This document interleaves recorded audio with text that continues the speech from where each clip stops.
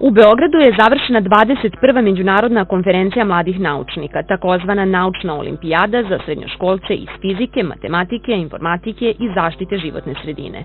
Učestvovala su 102 takmičara iz 18 zemalja.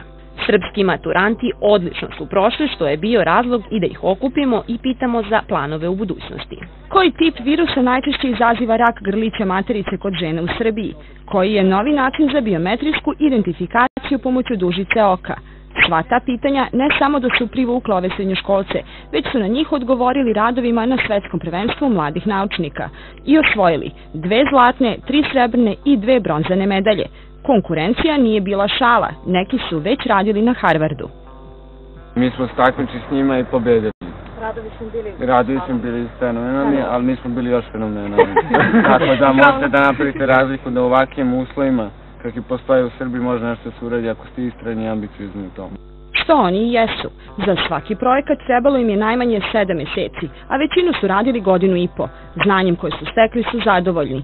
Nedostaju im praktični uslovi za istraživanja. Najpotrebnije su nam laboratorije i ta sva ustanove koje mi možemo da realizujemo naše eksperimente. Kada nisu u laboratorijama, zabavljaju se kao i njihovi vršnjaci. Izlazimo na isto mesto, družimo se sa svim ljudima, ne razlikujemo se mi nešto previše. Razlika je samo u tome što smo mi dobili priliku da ostvarimo što treba.